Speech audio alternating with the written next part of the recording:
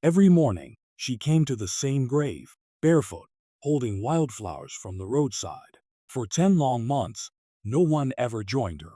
But one day a black car stopped behind her. A man stepped out. His voice was low, shaking, filled with something she couldn't name. He looked at the same grave and said, "That's my wife's grave too." It was a quiet morning in the little town of San Vito. The air smelled of wet grass and sunlit earth after rain. And at the far end of the old cemetery, a woman knelt beside a lonely grave, a grave most people had long forgotten. Her name was Elena Rossi, a factory worker, a widow, and a mother whose heart had stopped beating the day her daughter died. Every day, at the same hour, Elena walked 5 miles from her village to this hill. Not once had she missed a day, not for storms, not for sickness, not for hunger. She carried no bouquet from a shop, only what nature gave her. Wild daisies, sun-touched marigolds, tiny roadside lilies. Her fingers were cracked, her nails dirty from the fields. But her flowers were always clean, always placed with trembling care. The grave read simply, Lucia Rossi, beloved daughter, 2012 to 2023. No photograph, no marble angel, just a small stone, worn by wind and time. Elena would sit there for hours, talking to her daughter as if she could still hear. She'd whisper stories about the factory, about the stray cat that followed her home, and sometimes about the man who hid her child and never stopped to help. "Elena," soft whisper, "forgive me, my love, I couldn't save you." The villagers had stopped pitying her months ago. They said she'd gone mad. "She talks to a ghost," they'd whisper, shaking their heads. But no matter how they mocked her, Elena never stopped coming. This grave was all she had left. But that morning something was different. When Elena reached the grave, she froze. Someone had already been there. Among her small wildflowers lay a single stem of white roses, fresh, perfect, wrapped in silver ribbon. Elena stared in silence. Her throat tightened. Who would bring such flowers to her Lucia's grave? No one in town cared. No one even remembered her daughter's name. Her hands trembled as she touched the roses. The petals were cold, still damp from dew. Whoever placed them had been there recently, minutes ago maybe. She looked around, empty path, swaying trees, sunlight glinting off gravestones. No sign of anyone. A chill ran through her. Not from fear, but from something she couldn't explain. It felt like someone was watching her. Elena gathered her courage and whispered, "Lucia, did you have a friend I never knew?" The wind answered with silence. Then a sound, the crunch of gravel under tires. She turned. A black car stood at the far end of the cemetery road. Sleek, expensive, its windows tinted dark. It didn't belong in a place like this. Her heart pounded. The door didn't open. The engine just idled quietly, like a predator waiting. Elena stared for a long moment, then looked back at her daughter's grave. "I'm just imagining things," she whispered. She placed her wildflowers beside the roses and walked away. The sun was high by the time Elena reached the road back to her village. Dust clung to her shoes. She carried her empty basket and her quiet grief. Every sound on the road seemed louder that day. The call of crows, the crunch of gravel, the hum of tires somewhere far behind. She kept walking. 1/2 mile from home, the same black car appeared again. It followed slowly, keeping its distance. Elena's pulse quickened. She turned down a narrow path between olive trees, hoping it would go past. It didn't. She could feel the engine humming behind her, even though she didn't look back. She gripped her basket tight and whispered a prayer. Then, suddenly, the car stopped. The door opened with a heavy thud. Silence. Just the rustle of leaves. But no one got out. After a few long seconds, the door shut again. The car turned slowly and drove away. Elena stood frozen on the dirt path, her hands shaking so badly she dropped the basket. The wildflowers scattered into the dust. That night, Elena couldn't sleep. The image of the roses wouldn't leave her mind. White roses, her daughter's favorite flower, though they could never afford them. She sat by the candlelight, staring at her daughter's photo. Her voice was barely a whisper. Elena, whoever you are, if you're listening, thank you, but please don't follow me. The candle flickered, as if answering. Outside, somewhere in the distance, the same car engine hummed softly, then faded into the night. The next morning, Elena returned to the cemetery again, as she always did. But this time, something felt heavier in the air. The sunlight was bright, yet the shadows seemed longer. And when she reached the grave, her heart stopped. There were no wildflowers, no white roses, just a single folded note placed carefully against the headstone. Her name was written on it, in neat, unfamiliar handwriting. She opened it with trembling hands. Inside, it read, "You're not the only one who lost Lucia." Elena looked around, heart pounding. The path behind her was empty. The wind whispered through the trees, but no one was there. She clutched the note to her chest, and for the first time, realized someone else was mourning at her daughter's grave. Someone powerful, and someone who wasn't supposed to exist. Music swells, emotional strings fade to black. Narrator final dramatic line. And soon she would learn the truth, that the man who left those roses wasn't just anyone.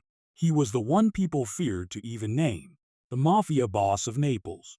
She thought the grave belonged only to her daughter, until that morning, when a man in a black suit stood behind her. His shadow fell across the flowers, and his voice broke the silence. "You come here every day," he said. "Why?" And when she answered, his eyes darkened. He whispered, "That's my wife's grave too." The next morning was brighter than usual. Sunlight danced on the grass. The air smelled of wet soil and roses. But Elena Rossi felt none of it. Her hands shook as she carried her small bundle of wildflowers. Her mind replayed the words on that note. "You're not the only one who lost Lucia." Every step toward the grave felt heavier than the last. Her heart raced. Was someone waiting for her, watching her again? When she reached the hill, she froze. The white roses were there again, fresh, perfect, glistening with morning dew, placed neatly beside her daughter's name. And standing a few feet away was a man. He stood tall, broad-shouldered, dressed in a black tailored suit that didn't belong in this quiet town. The sunlight caught on his silver cufflinks. His dark hair was slicked back, his face sharp, but his eyes carried grief. He watched her silently. No movement, no smile, just sorrow. Elena's voice trembled. "Are you the one who left these?" He didn't answer. Instead, he took off his sunglasses and looked straight into her eyes. There was no threat there, only pain, deep, raw pain. After a long pause, he spoke, man low, calm. "You come here every day." Elena nodded cautiously. "Yes, I come to see my daughter." "Not." "What was her name?" "Elena." Lucia Rossi." Man quietly. "Lucia." He turned away for a moment, as if the word itself hurt to hear. Elena frowned. "Why do you care? Who are you?" He hesitated, then said softly, "Because this is my wife's grave too." Elena blinked in disbelief. "Your wife?" "No. This grave belongs to my daughter. She was only 11. The man shook his head slowly. "I know what it says. But I buried my wife here too, Lucia Marino." He pointed to the soil beside the small stone. "I bought the plot years ago. She died here. That's her name." Elena stepped back, confused. It didn't make sense. How could two Lucias rest in the same place? The man took a slow breath. "She was killed that night, 10 months ago. The explosion on the main road." Elena gasped. "That's when my daughter died too." She was walking home that night. Their eyes met, horror and recognition flickering between them. Two strangers, connected by one moment of tragedy neither could forget.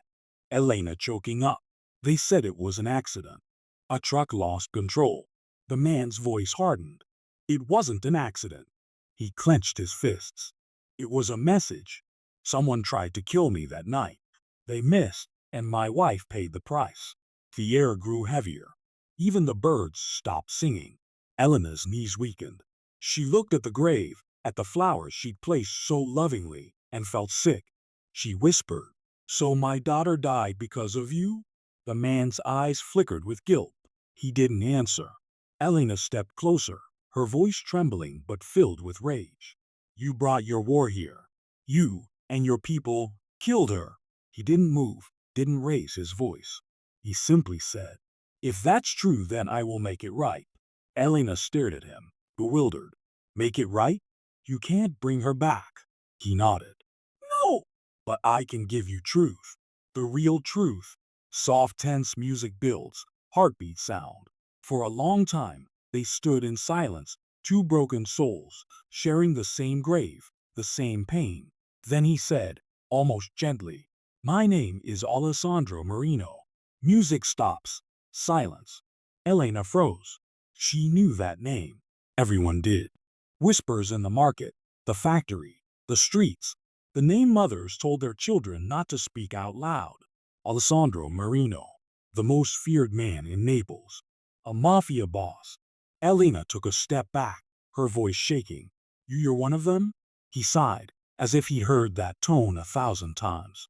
"Yes, but not all wars are chosen, Signora." She wanted to run, but something stopped her.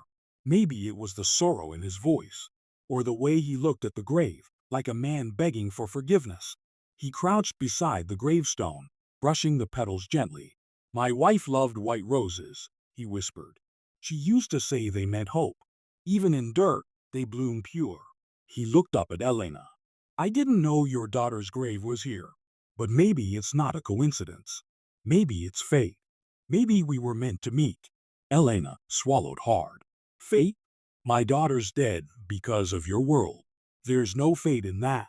He nodded, accepting the pain in her words. Then he said quietly, "If you truly want to know who killed her, call me." He handed her a small black card.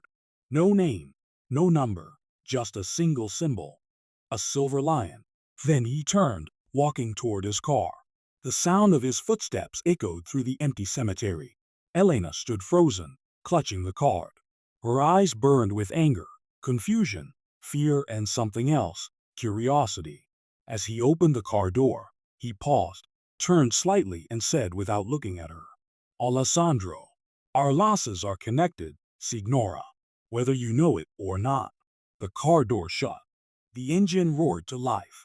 Dust rose in the sunlight as the black car rolled away, leaving her alone again. Elena looked down at the flowers, her wild daisies beside his perfect roses, a collision of two worlds that should never have met. That night, Elena couldn't sleep. She stared at the black card lying on her table, the silver lion glinting in the candlelight. She knew she should throw it away, but something inside her whispered, "This man knows the truth." And as thunder rolled in the distance, she made a silent vow. Tomorrow, she would find him, no matter who he was, no matter what it cost. But Elena didn't know. The moment she stepped into his world, there would be no turning back. She thought her daughter's death was a cruel accident, until she found the police report, hidden, altered, and signed by the same man who stood at her daughter's grave. Now, she realizes, nothing was an accident. The truth was buried, just like her little girl. And the only man who can uncover it is the mafia boss who lost everything too. The next morning, sunlight spilled across Elena's small kitchen table, the same table where she once helped her daughter do homework. Now it was covered in papers, faded photographs, and police reports. She hadn't slept. Not after meeting Alessandro Marino, the man she feared, and now, the man who held answers she needed. Elena traced her finger across the old report again. Case closed. Accidental explosion. No suspects. But something felt wrong. The report mentioned two victims, her daughter and a woman named Lucia Marino. Her daughter and his wife. Same night. Same place. Same time. What were the odds? She whispered to herself, "Elena, if that was no accident, then my child was caught in someone else's war." Elena walked to the police station that morning, clutching the old file in her shaking hands. The officer at the front desk looked bored, the same one who told her months ago to move on. Elena firmly, "I need to see the case report from March 17th, The explosion on the Via Bianca Road. He sighed. That case is closed, Signora Rossi. Elena. I know. But I think it was covered up. The officer's eyes flickered with unease. He leaned closer, voice low. Who told you that? She hesitated, thinking of Alessandro's warning. No one. I just found something strange. He shook his head quickly. Forget it. Don't dig where you shouldn't. People involved in that case, they don't like questions. Elena's breath hitched. Who are they? He just said one word. Marino. Her heart stopped. That name again. The same name that haunted her daughter's grave. By afternoon, she was standing outside Alessandro Marino's mansion, an elegant villa hidden behind tall iron gates and walls covered in ivy. A man in a black suit opened the gate without a word, as if they'd been expecting her. Inside, the house was silent, almost too silent. Golden light filtered through tall windows, shining on portraits of a woman, the same woman she saw on the grave, the one named Lucia Marino. Alessandro appeared from the corridor, calm but cold. He looked tired, haunted. Alessandro, you came. Elena, I had to. I need to know what really happened that night. He motioned for her to sit. A servant placed coffee on the table, untouched. She laid the police report before him. Tell me the truth, Signor Marino. Was it really an accident? Short silence. He looked at the paper for a long moment, then said softly, No, it wasn't. Alessandro's voice was low, steady, but filled with pain. He told her everything. That night, his enemies tried to end his life. A car bomb planted on the route he always took with his wife. But he switched cars at the last minute and never told her. She drove alone. The explosion that killed her also took the life of a young girl walking nearby. Elena's daughter. Pause. Silence, then a faint heartbeat sound. Elena whispering, So she died. Because of you. Alessandro nodded, eyes glassy. Yes, because of me. And I've lived every day wishing it was me instead. Tears welled in Elena's eyes, but her anger trembled beneath them. You hide behind guards and gold walls while my daughter lies in dirt. He didn't answer. He just took something from his pocket, a photograph. It was his wife, smiling, holding a child's drawing. On the back, it said, Hope never dies. He placed it on the table between them. My wife believed every soul deserves peace, even mine. That's why I'll help you. For a long moment, they just stared at each other. Two parents bound by grief, standing on opposite sides of the same tragedy. Elena finally spoke. Then help me find who did this. For Alessandro nodded slowly. I can. But you have to understand something, Signora Rossi. He leaned closer, his voice dropping. When you ask for truth in my world, you don't get peace. You get blood. Music swells, dark strings rising beneath dialogue. Elena, then let it be blood. My daughter deserves justice. Alessandro stared at her for a long time, seeing something fierce in her eyes. Something that reminded him of his wife. He stood and said quietly, Then we begin tomorrow.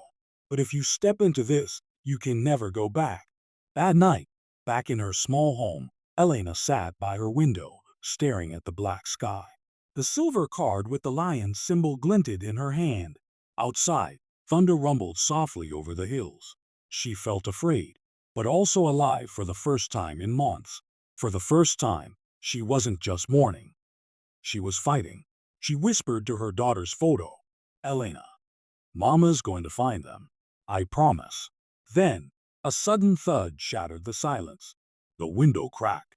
Glass fell to the floor. Sound of shattering glass. Heavy rain outside. Elena froze. On the ground was a brick wrapped in paper. Her hands trembled as she unwrapped it. On the note, in bold black ink, it read, Stop asking questions or join your daughter. Elena's breath came in sharp gasps. Her eyes darted toward the window. Empty darkness stared back. The rain fell harder, drumming against the roof. In the distance, headlights flashed once, then disappeared. She clutched the note to her chest, whispering through tears, You think you can scare me? You already took everything. But what Elena didn't know was that the moment she chose to fight back, the Mafia began watching her too. She wanted justice for her daughter. But justice in the Mafia's world means something else. Blood for blood. Now, the woman who once placed flowers on a grave walks into the lion's den, where every truth has a price, and the only way out is through the fire. Morning sunlight burned through the mist as Elena walked toward the black car waiting outside her small house. Inside sat Alessandro Marino, silent, cold, dressed in black as always. He didn't look at her when she entered. He just said quietly, "Alessandro, from this moment on, you don't speak unless I tell you to. You don't move unless I say so. Understood?" Elena nodded. Understood. They drove through the city, a different world from her quiet streets. Marble towers, mirrored windows, men in suits who didn't smile. Everywhere they went, people bowed their heads when they saw Alessandro. He wasn't just a man, he was power wrapped in silence. Elena, quietly, "Is this your world?" Alessandro, "No! This is the world that killed my wife and your daughter." Music, low strings, slow pulse. He turned to her. "If we are to win this war, you need to see it for what it is. Truth doesn't live here. It dies here." They arrived at an old estate by the sea, one of Alessandro's safe houses. Inside, men in black moved quietly, carrying files, weapons, and photographs. On a large oak table were pictures of men, politicians, officers, and businessmen. Elena's eyes froze on one face. Elena shocked. That's Inspector Rinaldi. He handled my daughter's case." Alessandro nodded grimly. "He's the one who signed off the false report." She stepped back, trembling. "You mean he was part of it?" "Alessandro, he was paid to be. The bomb wasn't meant to kill my wife. It was meant to silence someone else. My wife and your daughter were collateral." Elena angry. "So who ordered it?" Alessandro looked at the sea outside, his jaw tight. "I thought it was my rival, Vescari. But this," he tapped the photo, "this tells me it goes deeper." Later that day, they drove to an upscale restaurant near the harbor, elegant but cold. Inside, people whispered as Alessandro entered. He was a man whose shadow carried fear. At a corner table sat Don Vescari, an older man with silver hair and a cruel smile. He greeted Alessandro with a nod. Vescari smirking. "Ah, the grieving husband. What brings you here, vengeance or forgiveness?" Alessandro didn't sit. He placed a small photograph on the table, the one of Lucia and the little girl. "The night they died. You remember this?" Vescari's eyes flickered. "I remember many things, Marino. But that was business gone wrong." Elena stepped forward, voice shaking. "Business? That was my child." Gasps from nearby tables. Music cuts. Silence. Vescari's men moved, but Alessandro raised his hand. "No one touches her." He leaned in close, voice deadly calm. "If I find out you had anything to do with that explosion, Dawn, I'll bury your empire before sunset." Vescari smiled faintly. "Then dig fast, because your enemy isn't sitting in front of you, Alessandro." Back in the car, Elena was shaking. What did he mean? Alessandro's eyes darkened. "It means there's someone inside my own family, my own men, who betrayed me." He reached into the glove compartment and handed her a small device. A recording chip. "Alessandro, this was found in my wife's jewelry box after her death. I could never bring myself to listen. Until now." Lucia's voice on recording. "If you're hearing this, Alessandro, it's because I found out the truth. Someone close to you made a deal with the police. They're planning something terrible. I'm going to the bridge to stop them before it's too late." Elena's voice trembled. She knew. She tried to stop it. Alessandro closed his eyes, pain twisting his face. "She died trying to save me." That night, Alessandro called a meeting, his inner circle. 7 men gathered in a candlelit room, their faces cold, silent, dangerous. Elena stood in the corner, heart pounding. She didn't belong here, but she had to see. Alessandro's voice echoed through the marble hall. "One of you betrayed me. One of you killed my wife." No one moved. Then one man, Marco, his right-hand lieutenant, spoke. Marco, you've lost your mind, boss. You're trusting a stranger over your own men? Alessandro calmly. She's not a stranger. She's the only one who isn't lying. Marco slammed the table. You're letting grief blind you. Alessandro stepped closer, eyes locked on him. Then tell me, Marco, why did Lucia call you the night she died? Marco stammered. I don't know. Alessandro pulled a gun, placing it on the table. Try again. Marco's jaw clenched. Finally, he said softly, because I warned her. The deal was already made. The police wanted her dead. She knew too much. Elena's voice shook. So you helped them? Marco's eyes turned cold. I did what I had to do. You think truth matters in this world? Truth gets you killed. The shot rang out before he could finish. Marco fell, his blood staining the floor like spilled ink. Alessandro stood motionless, his hand trembling slightly, smoke rising from the gun.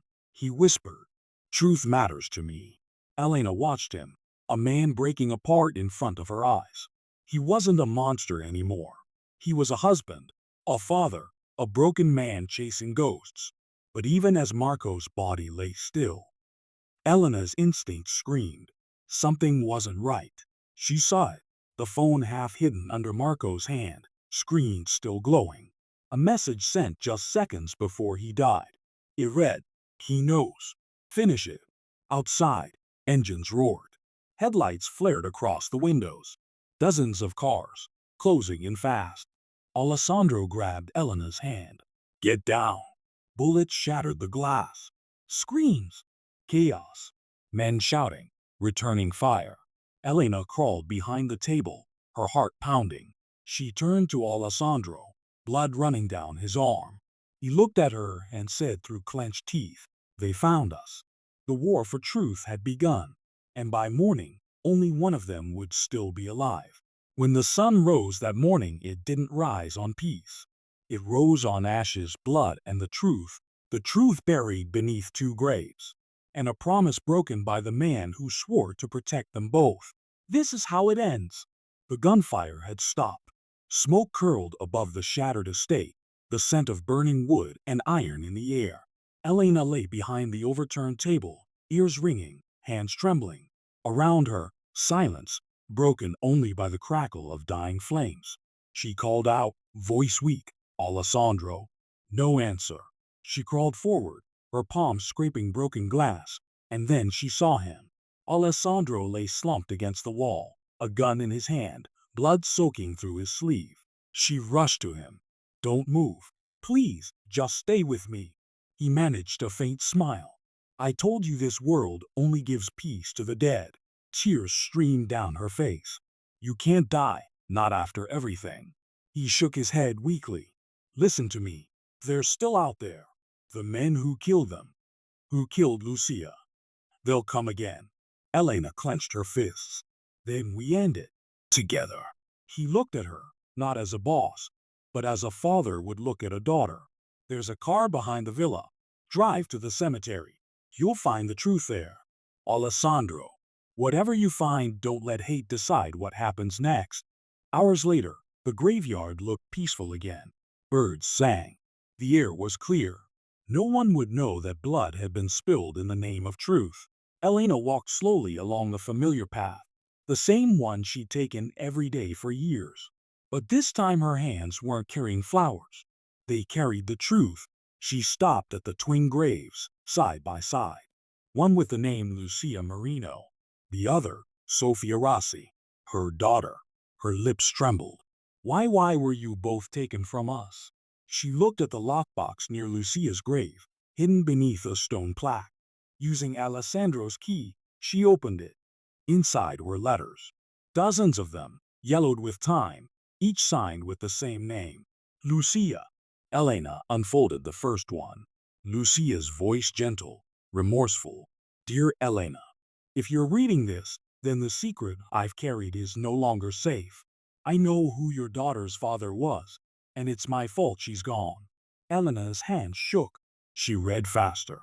Lucia's voice continuing. "Years ago, Before I met Alessandro, I was engaged to another man, a police inspector, Rinaldi. When I left him, he swore revenge. He wanted to destroy Alessandro's family, and when Sophia's father crossed his path, he took both our children's lives in one strike. Elena gasped. Her knees gave way. My God! Another letter fell from the box, this one addressed to Alessandro. Lucia's voice whispered, I can't live knowing that my husband's empire of power created enemies who killed an innocent child. If anything happens to me, tell Elena I'm sorry. Tell her she was right. No one wins in a war built on pride. A car engine rumbled behind her. Elena turned. Her heart froze. It was Alessandro. Alive. Barely. He stepped out, limping, pale, a bandage wrapped around his shoulder. I told you I'd see the truth, he said quietly. Elena held the letters up. You knew about this? He shook his head. Not all of it. I thought Rinaldi was just another corrupt cop. I didn't know he was Lucia's past, or that your daughter. He stops, eyes wet. She died because of me, because of my enemies. She stared at him, tears blurring her vision.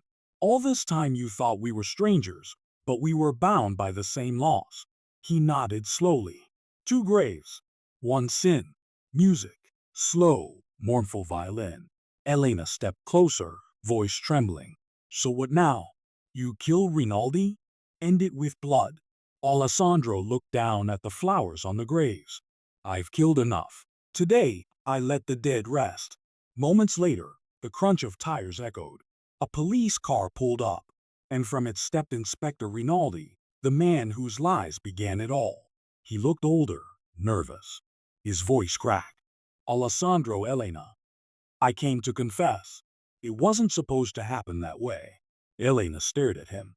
You killed two women. Rinaldi's hands trembled. I wanted to destroy the Mafia, not them. But when Lucia found out what I planned, she tried to stop me. The bomb was meant for you, Alessandro, not her. Alessandro's eyes burned with rage. He raised his gun, but his hand shook. Elena stepped between them. No, not here. Not now. You think killing him brings them back? It only buries their memory deeper in hate.